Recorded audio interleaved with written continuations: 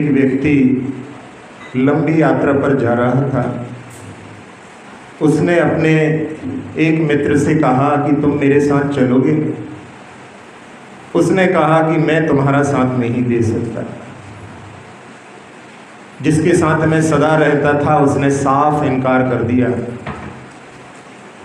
दूसरा मित्र जो अक्सर उससे मिलता रहता था, उससे पूछा, उसने भी कहा कि तुम्हें थोड़ी दूर तक छोड़ने के लिए चलूँगा। तीसरा मित्र जिसके लिए उसने सब कुछ किया था, उसने भी कहा कि मैं तुम्हें सी ऑफ करने के लिए आऊँगा। और चौथा मित्र जिसको वो बिल्कुल नहीं चाहता था, कभी उसको देखना नहीं चाहता था, मिलता नहीं था, उससे जब उसने पूछा तो उसने कहा कि मैं तुम्हारे साथ चलने के लिए तैयार हूँ।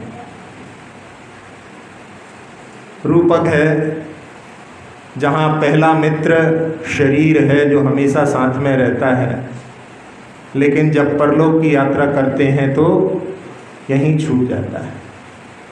दूसरा मित्र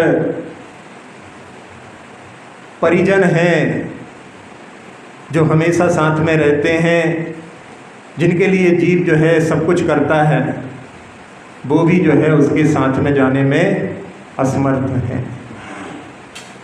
जो मित्र जिनके लिए भी बहुत मिलता है, जिनके लिए भी जिनके संकटों को उबारने का प्रयास करता है, वो भी उससे कह देते हैं कि मैं तुम्हें सी ऑफ करने के लिए, छोड़ने के लिए आऊँगा।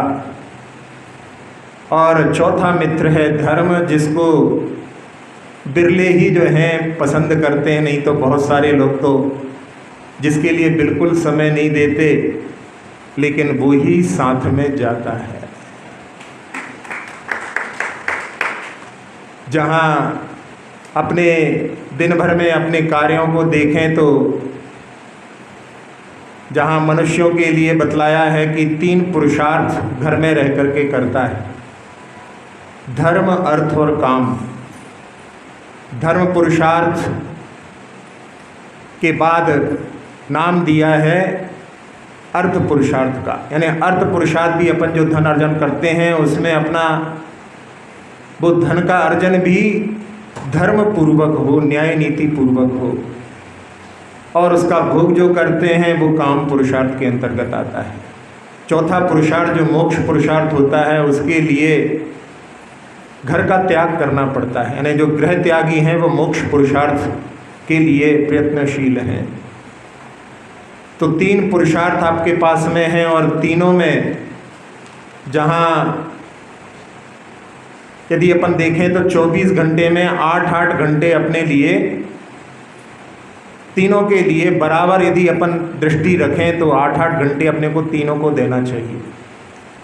अर्थ पुरुषार्थ के लिए, अर्जन के लिए जहाँ गवर्नमेंट ड्यूटी होती है 8 घंटे की सर्विस होती है, लेकिन जो लोग अपने व्यापार करते हैं उनकी कोई शुरुआत का समय नहीं होता और अंत का भी कोई लिमिट नहीं होती। जहाँ गवर्नमेंट में तो रिटायरमेंट की एक डेट होती है, लेकिन व्यापार वालों की रिटायरमेंट की डेट नहीं होती। कहते हैं ऐसे टायर हैं जब तक पूरी तरह से बस्ट नहीं होते तब तक रिटायर नहीं होते। तो अपने लिए सोचना है कि अपन अब तीनों में जो है समय अपन किस प्रकार से विभाजित कर रहे हैं। अपना धर्म का जो 8 घंटे का समय है उसमें से अपन कितने मिनट जो है धर्म के लिए निकाल रहे हैं, बाकी का जो है अर्थ के उपार्जन में, और 8 घंटे हैं काम पुरुषार्थ, जिसमें खाना पीना सोना सब कुछ 8 घंटे के अंतर्गत हो जाना चाहिए। ये तो पुरुष वर्ग का हो गया। महिला वर्ग जहाँ पर अर्थ पुरुषार्थ उनका अपन लें तो वहाँ पर घर में जो भोजन आदि सारे काम करती हैं वो उनका अर्थ पुरुषार्थ है। तो उसके लिए भी उनको 8 घंटे से ज़्यादा समय नहीं देना चाहिए, यानी 8 घंटे जो है पर्याप्त है। सुबह शाम मिला करके वो 8 घंटे जहाँ करते हैं जिस सेवा को, वो भी उनके लिए 8 घंटे देना चाहिए। और यदि इस प्रकार से यदि अपन समय का विभाजन करें तो अपने पास में पर्याप्त समय धर्म के लिए निकल सकता है। जहाँ कई लोग ऐसे बड़े बड़े शहर आपके नगर में भी होंगे जो 8 घंटे धर्म के लिए निकालते होंगे। सुबह सुबह उठ करके सामायिक चिंतन के लिए समय निकालते होंगे, फिर भगवान की आराधना पूजन में, फिर उसके बाद साधु की संगति में जा कर के उनके उपदेश सुन करके और उनकी सेवा में आहारचर्या आदि में भी साथ में रहकर, और दोपहर में थोड़ा बहुत समय अध्ययन के लिए निकाल करके, शाम को भी सामायिक करके और स्तोत्र आदि के माध्यम से, स्वाध्याय आदि के माध्यम से अपने दिन में जो है 8 घंटे निकालने वाले भी होंगे। अपन भी चाहें तो अपने पुरुषार्थ में, तीनों पुरुषार्थ में जो है समीचीन उसका विभाजन अपने जीवन में कर सकते हैं। एक जगह जहाँ एक होटल के पास में पुराने ज़माने में एक STD PCO वाला था, और पहले जो है 8:30 बजे कुछ ऐसा समय आधे रेट होने के था, तो उस समय में वो 8 बजे दुकान बंद करके जाता था। उससे बोला कि भाई होटल में बहुत सारे लोग जो अपने घर में फ़ोन करना चाहते हैं, 8:30 के बाद में फ़ोन करना चाहते हैं, तो तुम थोड़ी देर और रुक जाया करो तो अच्छी इनकम हो जाएगी।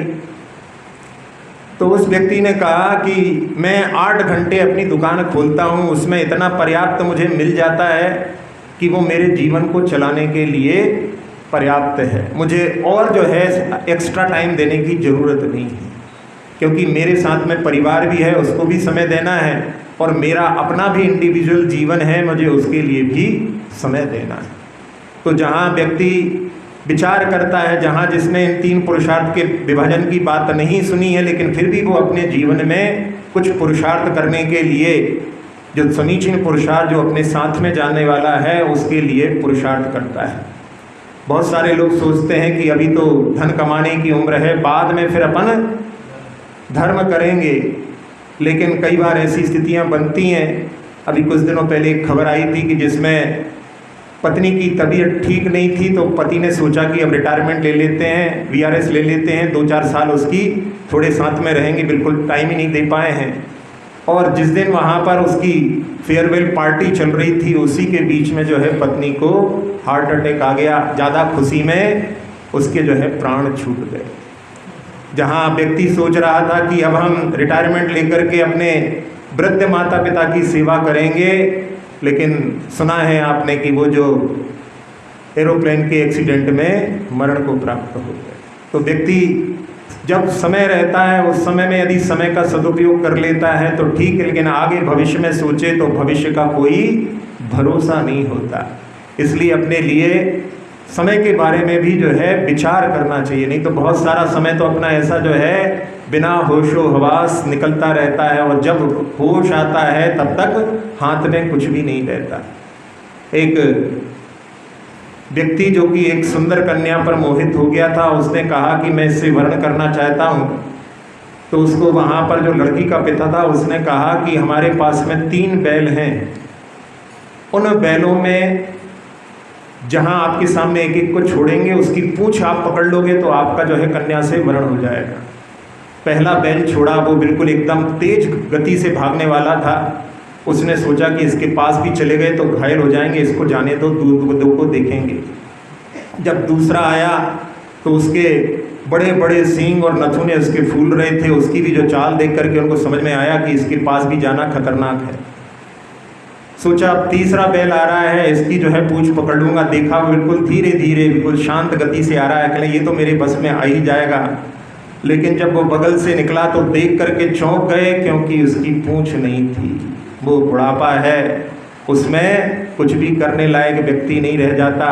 इसीलिए दौलत राम जी ने लिखा, अर्ध मृतक सम बूढ़ापनो। जहाँ बुढ़ापे में अर्ध मृतक अधमरा, मरे को 4 उठाते हैं, अधमरे को 2 उठाते हैं। इसलिए बुढ़ापे में करेंगे धर्म, ऐसी जो सोच है वो समीचीन नहीं है।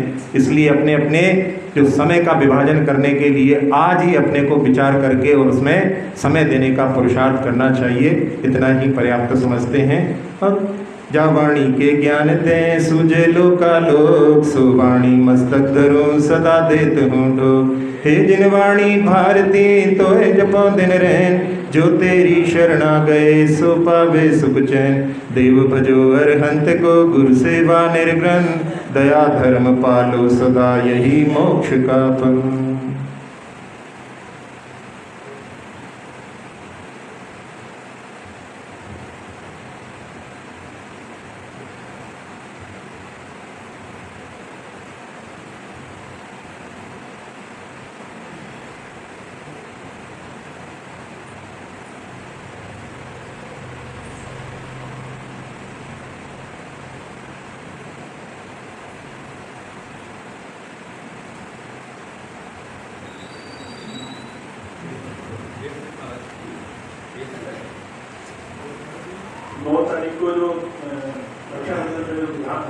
श्रीफल चढ़ाने वाला, उसके अंदर एक नाम और श्री सुनीता जी,